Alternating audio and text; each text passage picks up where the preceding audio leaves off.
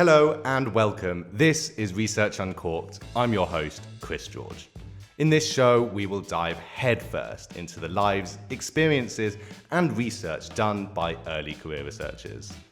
Research can be a stressful and heavy career, but this podcast doesn't have to be. So each of my guests will come with a drink of their choice. Because if conferences have taught us anything, it's that networking works better with wine. In each episode, my guests and I will be exploring their research fields, discussing the ups and downs of research life, and getting advice from those who are working every day to keep science progressing forwards. So we're going to sit back, get comfy, and chat about science. And you know what? I think it's time for a drink. I do. Hello and welcome, Ariadna, Grinyó, Escuer. Welcome to the podcast. Now, can you tell us a little bit about the wine that you've brought today? Yeah, hello Chris. So today I brought Sumarroca Nostrat because we both had a very long day in the lab. Yep. And that's my to-go wine when I want to bring somewhere. So my brain didn't work for more. So that's what I brought. It's perfect. Well, I'm sorry that you're here and you have to work a little bit more, but at least we have the wine. So where do you work?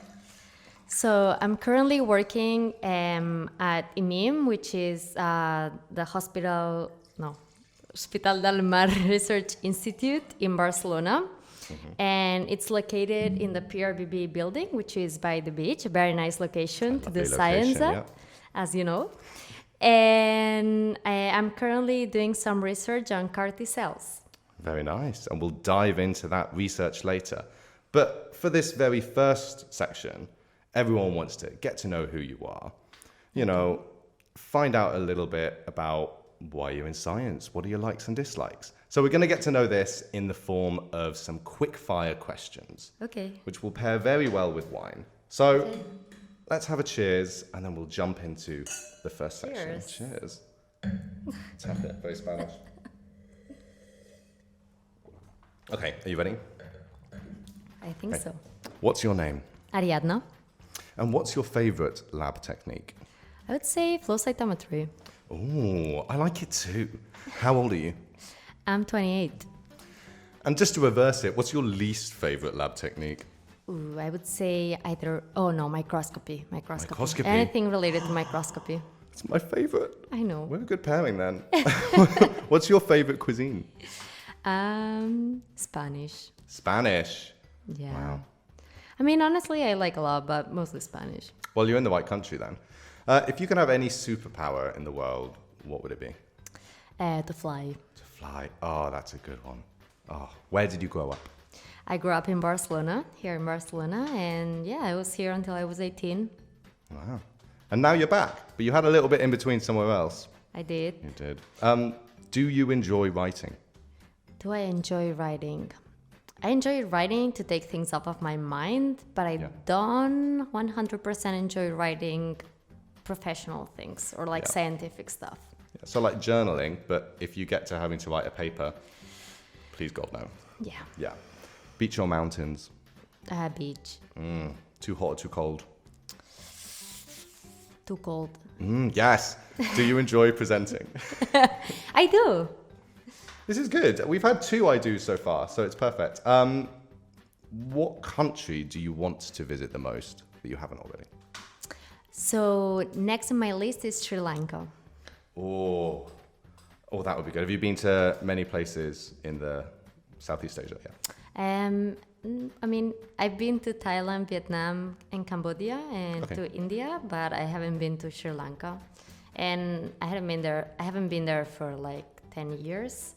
So yeah, looking forward to going back. Do you have a trip planned? Not to there yet, but it's in my 2024-2025 in the long game of destinations. Right, let's hope the boss isn't listening, because do you read enough papers? No. Who does? Where's the time? Exactly. Where did you study? You mean like college? Yeah. Oh, I studied in Philadelphia in the US. Oh, wow. This is why you can speak English so well. What are your non-science hobbies? Okay, so I like painting. I like traveling, definitely traveling, eating and cooking. Yes. And then, I don't know, it would be a hobby. And I've recently started playing the violin again. Oh, yes. You've joined an orchestra. Well, I don't know. Yeah, I've done an orchestra. And what do you enjoy most about working in science? The freedom of schedule, like it's kind of balanced because obviously we work a bunch of hours and it's like you can never take off your mind of science. But the flexibility that allows you to, like, you know, one day I don't feel like working and I don't have much to do, so I can do shorter hours, and then another day it's gonna be longer and it sucks, but it's what you have to do. Yeah. And then the constant like learning part of it, like, I don't know, it doesn't feel like a job per se. I don't know how to say it. I know what you mean. You kind of, you're not bound by that 9 to 5. You have to be working specifically in this time. Yeah. It's kind of, you have that freedom to schedule yourself. And I mean, I think that for me it has always been like that, but I know that not everyone in science has this flexibility. No, it's very dependent on what group you're working in, and what field you're working in, I would assume as well. Yeah. Yeah. Right, that's enough small talk. Okay. We have to do the terrible thing and talk about real research and about what you're doing. Okay. So we're going to be moving into section 2, the deep dive. Right, so in this section, we're just going to talk about the research that you're currently working on for your PhD project. You spoke earlier briefly saying that you're working on CAR T cells. Do you want to elaborate on more specifically, one, maybe what they are, and two, how you're utilizing them for therapy? Of course. So CAR T cells, it stands for chimeric antigen receptor T cells. And basically that means that we're working on a therapy that works in a personalized manner, in the way that we get blood from healthy donors to do research, but in the clinic that would be from the patient that has cancer. And we grab the blood from the patient, we isolate the T cells, which are a type of immune cells that can attack tumors. And then we introduce a chimeric receptor, or like a synthetic receptor that we design, that will give the T cell tool to, when it's introduced back into the patient, go and attack the tumor with the recognition of a specific marker. And how do you find those specific markers that are, you know, so that the T cells aren't just going to start attacking everything in your body? So in our laboratory, we work with P95HER2, which is a tumor-specific protein that our boss described. And we basically are developing CAR Ts against this target that is specific to tumors. And we're now making it a bit more sophisticated to ensure that it works better and we can bring it to the clinic. That's quite cool, because I guess one of the main issues with CAR T cells is that their unspecificity. So I think one of the main issues, well, first is that right now they work really well with hematological tumors, because they're liquid tumors and you're injecting the CAR Ts back into the blood and they can encounter the tumor very easily, or the tumoral cells, and kill them very easily. However, in the lab, we're more interested in breast cancer or other solid tumors. And for the CAR Ts to arrive to the tumor, they can encounter different barriers, which is the circulation and also the environment of the tumor, which it's not friendly to the immune system. No. So we're now working with these challenges, and hopefully we made a CAR T that is potent enough to go through the tumor and tumors, cure it. Are there any CAR Ts at the moment for solid tumors? I should know that. You should know. No. I thought I should as well. Remember. Okay, so I don't think there's any that it's 100% approved for the clinic, but there are a lot in clinical trials. Sure. I would say, I have the feeling they just approved one, or like... Is it for melanoma? One is going... Yeah, I think bet there's so. one for melanoma. Yeah, no, I think so, yeah. Just one for melanoma, yeah, for like a GP protein. Yeah, fair enough. So talking more about your specific project, how did you approach this research. So what sort of techniques have you gone through to develop a CAR T cell? And then how do you actually test that to see if it's effective within the lab? Okay, so the different techniques that we use for that are mostly cell culture based, because at the end of the day, what we're doing is grabbing blood, isolating the PBMCs. Oh, and the PBMC is? It's Peripheral? What is it? peripheral blood. What type of cell? It's just like immune cells. It's from immune the blood, cells, right? It's peripheral blood nuclear cells. Yeah, I think so. Yeah. So basically, we isolate that, and then you have to culture these cells, and at some point, transfuse them with viruses. So I would say cell culture, making both retroviruses and lentiviruses, and then infection of these human T cells. And after that, kind of expanding them, more cell culture. And then at some point, you want to check whether they got the receptor or the CAR T that we placed. So we'll do flow cytometry to check the expression of the CAR T. And then after that, to check that they're actually killing tumor cells, we'll do a cytotoxicity assay in which we're going to place the CAR Ts with tumor cells and healthy cells in 96-well plates at different ratios. And after 48, 72 hours, check for the death percentage of each well, and then kind of see the percentage of killing that those CAR Ts are having on target tumor cells and on healthy cells that we don't want them to kill. Sure, that makes sense. Do you then move this into an in vivo model later? So I would imagine you would have many different CAR sort of variants that you could use. Do you sort of screen all of those in vitro and then move them to an in vivo model, or is it more like you have this one CAR that you use?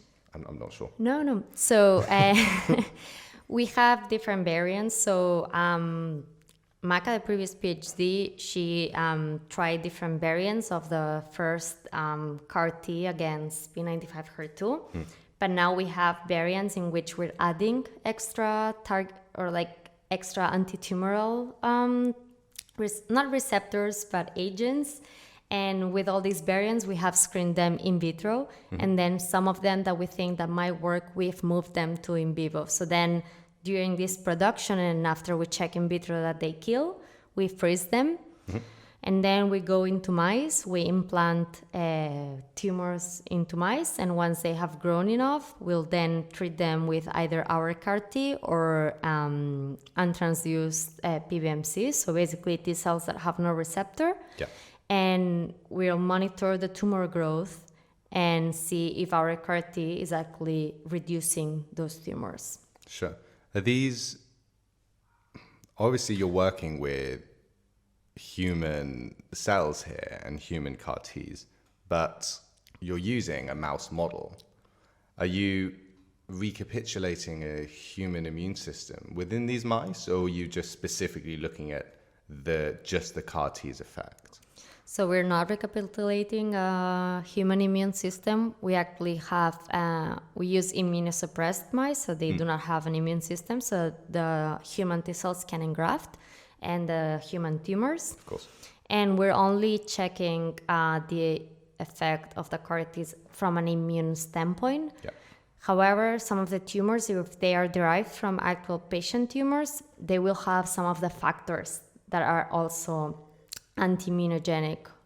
So we will be able to see some of the intrinsic factors that tumors have in these mice experiments, so we're not going to be able to check the whole immune system effect. Sure. So what stage are you at the moment of the development of this, and what's the sort of the next 2 years outlook for sort of this project? Okay, so the first project that I started working on is currently, we have just submitted the paper describing this CAR T together with another PhD student. And we're also working with the Banc de Sang of Teixits from Catalonia to produce the CAR T in a GMP facility. I believe it's public. It's the company in Catalonia that takes care of all the blood donations. Okay. And other people in the lab are also working with the Spanish Agency of Medicine to do all the regulatory tests to try to get that approved for a clinical trial. Nice. And as for my thesis, I am now start to work with more variations of this CAR-T that we're bringing to the clinic to try to make it more sophisticated and a bit more effective, but maintaining the safety. Yeah. And with this new project, I'm kind of at the beginning now, where I'm just producing these CAR-Ts in vitro and checking how they work in vitro. And after that, I will choose a few candidates to move to in vivo. Yeah, makes sense. Finally, CAR T cells. I think there's been a lot of publication recently about CAR T cells and a lot of hype around them. Do you see them as being a vital tool in the future for cancer therapy? Or do you think that it'll sort of be more localized to very specific tumors? What do you see the future of CAR T cells? I think it might be to more localized tumors or like specific tumors that do not have another therapeutic. On the one hand, they are very expensive because they have to be made for each patient. You have to get the cells from the specific patient, transduce them, and then expand them and put them back into the patient. Yeah. But as we move towards a more personalized care for cancer, they might have a more powerful room or like more space, specifically because they can actually give very long responses that you do not see with other therapies, because at the end of the day, the CAR-Ts will remain in the patient cell population, and they'll be there if the tumor reappears, if they haven't died, more or less. This is more of a theory than actual practice, but there have been patients with like over 10 years of response with treated with CAR-Ts. Wow. So a powerful treatment. Yeah. Exciting stuff. I think that's enough talk about science for now. Okay. But no, a really interesting project. We're going to move into our third section. We're still talking about science, but we're going to be talking more about how you got into science, academia in general, and sort of giving some advice on sort of people who might be looking for a job in academia. So this is section 3, research. The good, the bad, and the ugly. Cheers. Cheers.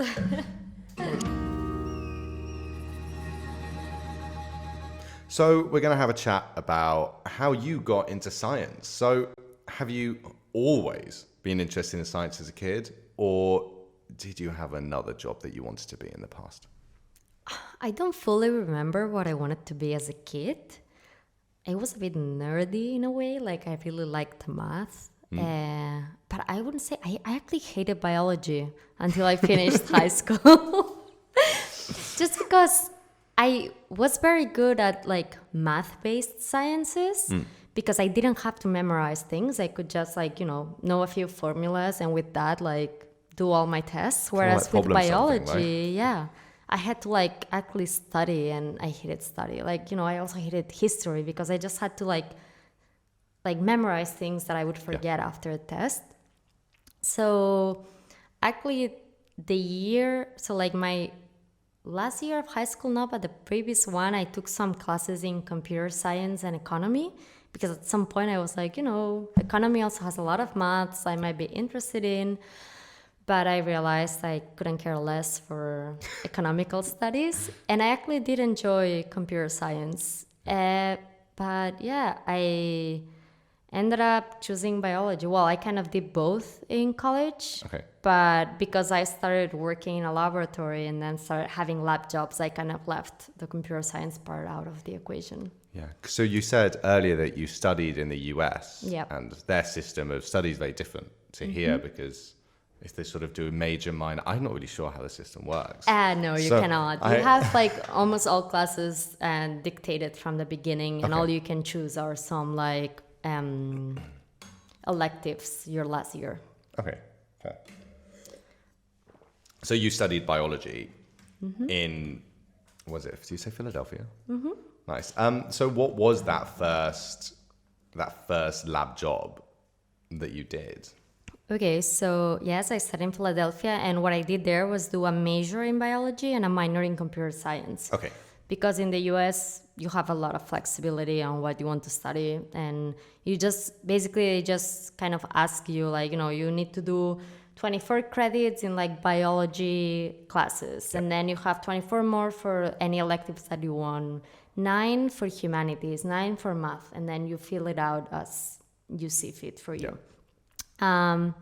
So the first lab job I had actually was because we also had a lot of classes with advisors and professors on like kind of career growth. Yeah. And I kind of wrote down in one of these career classes that I wanted to work in research.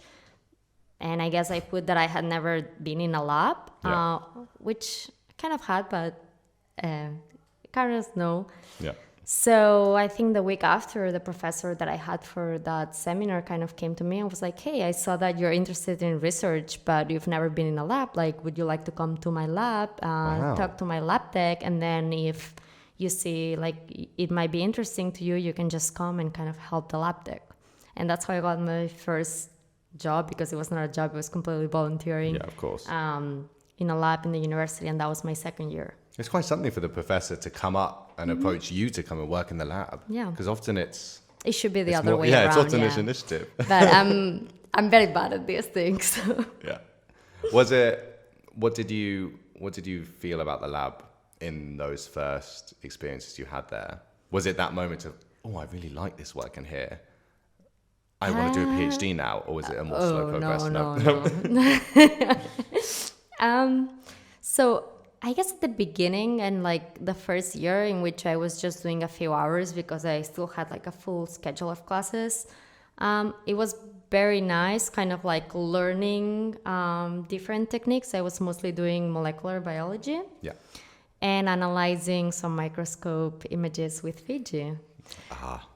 And here comes the microscope trauma. Yeah. So I guess I really appreciate it, and the people in the lab were really nice. And it kind of, it's not like I had this wow moment of like, oh my gosh, I want to do that with my life, but it was nice working there. And it kind of like started to make me feel like, oh, hours go by so fast when I'm just working in the lab. Yeah. And not like actually like reading or writing or doing this stuff. So I enjoyed it. And yeah, the beginning was just kind of following around the lab tech and doing stuff that people needed to do. Yeah. After your university, you didn't go straight into PhD from studying, did you? No. So what did you do when you finished your studies? So I worked at a biotech company, but also before I finished my studies, I worked for 6 months at GSK.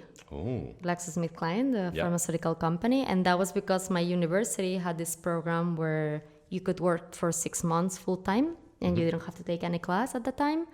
And they already had kind of agreements with different companies. So first I worked for 6 months at GSK and basically... Was this also in the US? Yeah. So it was near Philadelphia. And basically I was in an R&D unit. And I was working with macrophages from mice and characterizing them and testing a few drugs that they had and wanted to put in the market. Yeah. And that's where I had a bit of a more wow moment that I was like, okay, I want to do that. Oh yeah. What made it, what was it about working in a company that was different to the previous work you'd done that gave you that moment, do you think? Well, one, it was full-time, which already it's kind of better because that's all I had to do. So it's not like I had a bunch of classes that I had to take care of. And like if I was in the lab, like I was rushing or anything like this, that I had my schedule and actually was getting paid for something that I enjoyed.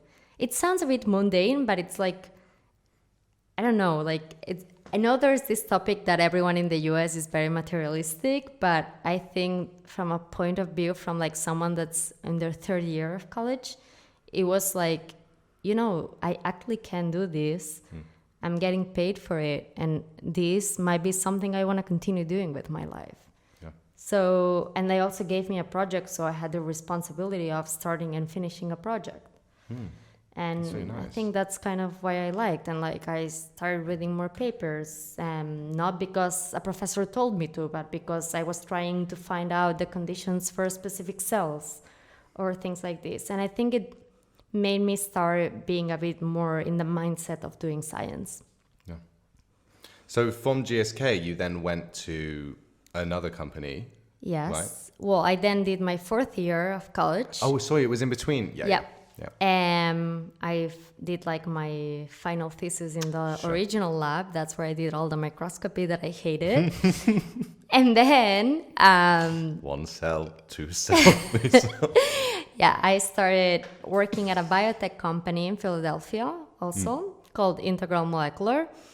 And I got to work there because the VP of research, I think she is, was actually my professor in a class in college. Oh, wow. And she kept mentioning that she had a biotech company, and I thought she was very nice. So the last day of class, I went to her and I asked her, like, hey, I know you've said that you have a company in biotech, and I'm like on my last semester, and I'm looking for a job to stay after. Yeah. And like, could I send you my CV and see if I can do an interview? And that's what I did. And a few months after, they contacted me. Wow. Yeah. That's so good. So you then moved from company to PhD. And moved back from the US. Yeah. What was that? Why did you then leave? Why did you leave industry to take a massive pay cut and do a PhD? So I kind of was kicked out of the US. Sorry to bring up some trauma again. No, it's okay. I think by now it's fine. So basically, the way it works in the US is that if you want a work visa, which is called H-1B, you need to get picked out in a lottery. It doesn't matter if the company wants you or not. So then there are options for more expensive visas that you can also ask for. And the company that I worked at wanted to ask for those visas, but you can basically apply to the lottery each year. So my 3rd year, I applied to the lottery. And when I got the results from the lottery, that was April of 2020, middle of COVID pandemic. And I didn't get in the lottery. And at that point, Trump had closed down USCIS, which is the immigration office of the US. And I could not apply for any other visa in time before my visa expired. So I had to leave the US. Yeah. And that's why I came back and decided to do a PhD.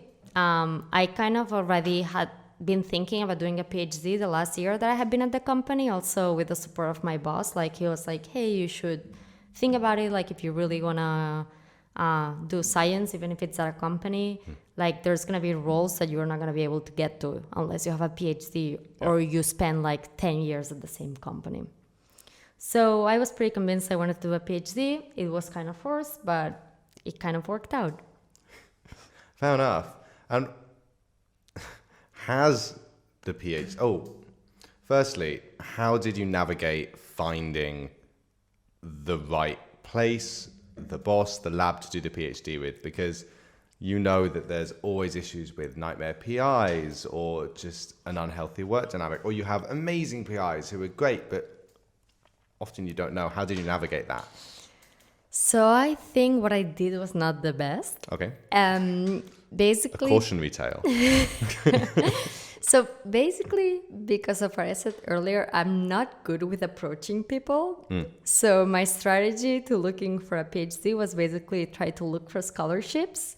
Yeah. And then I would contact a PI. So I kind of applied to different either institutions that had scholarships or positions that already had a scholarship associated to it, and then just like kind of scholarships that then you would look for a lab. Yeah. And I don't know how I looked for positions. I guess I kind of like kept searching like topics that I might be interested. I knew I was interested in both immunology and cancer, so I kind of like looked for that.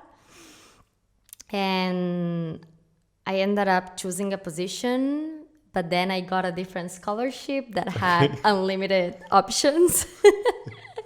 This is a scholarship you're working on now, with now? No. No? Okay. No, so I first accepted a position that had Marie Curie. Yeah. And then I wasn't sure already about it. And then a month later, I got awarded the scholarship that I have now. And that allowed me to work in up to 1,000 labs in Spain and Portugal. Wow. So then, because I wasn't sure of the first option, I kind of like, okay, what do I do now? I have all these options in front of me. Like, I need to explore them. So I spoke with the PI from the first offer. And she told me, like, I give you a week, talk to as many PIs as you want, and then decide. That's nice. So for a week, I kind of talked to like 20 people, I think. Kind of did 20 interviews in like 3 days. And then went on to a mental breakdown because I couldn't choose. And ended up choosing based on feeling, which clearly was not the best choice. So this leads well on to my next question, which is, has the PhD been what you expected?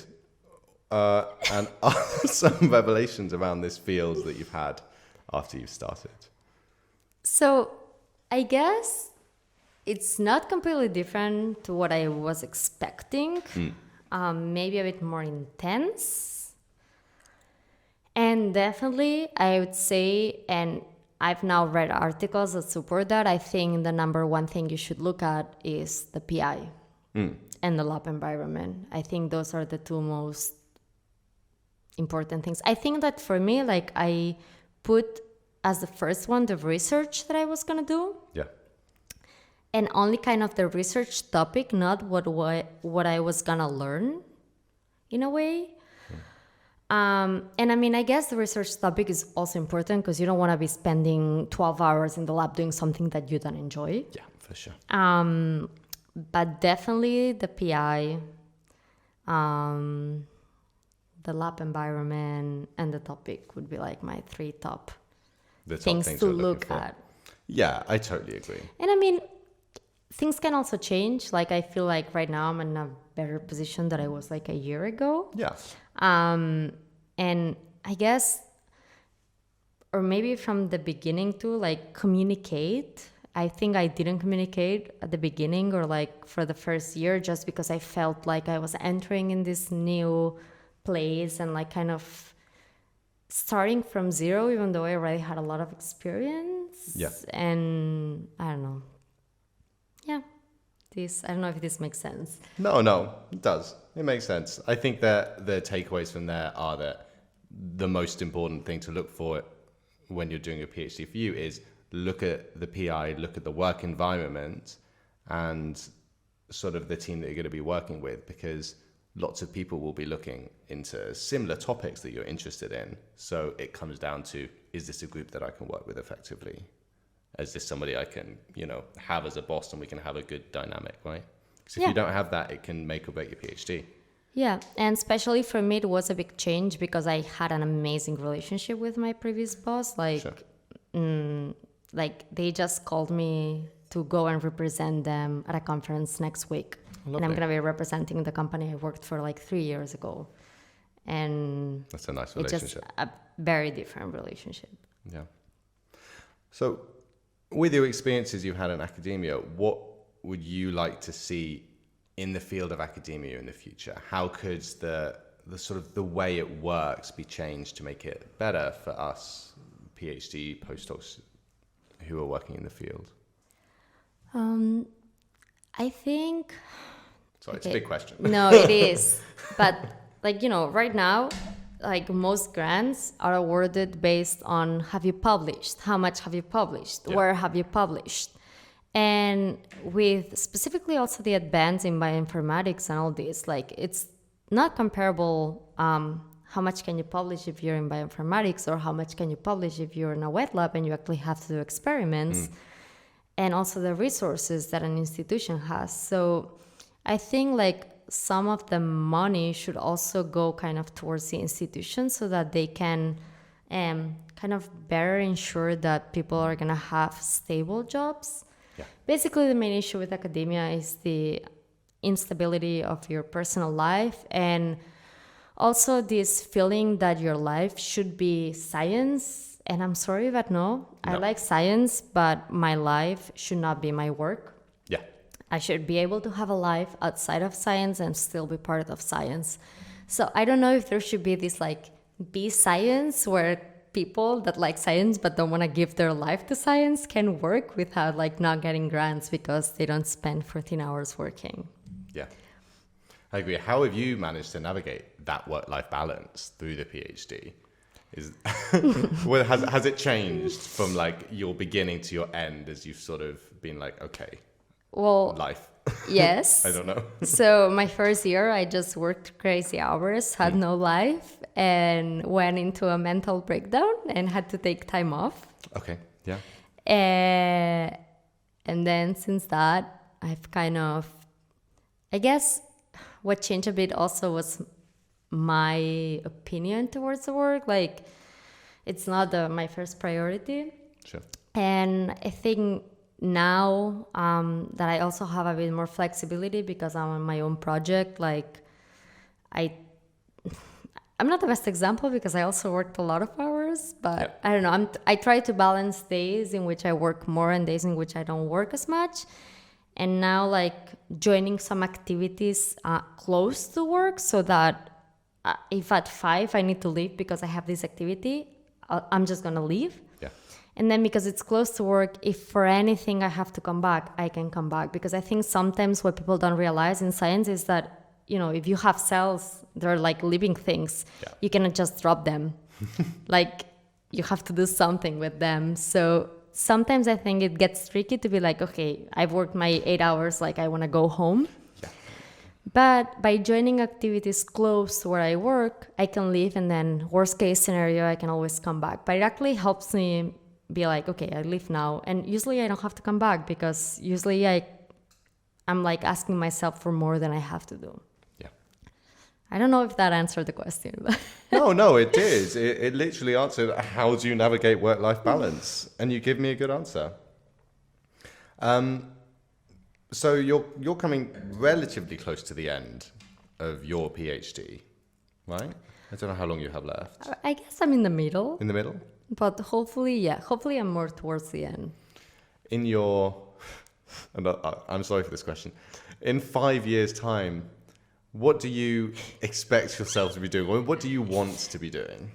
Okay, ideally, I want to be just working at a company where I'm not sure exactly what I'd be doing, but probably just managing people who are doing the research. Yeah.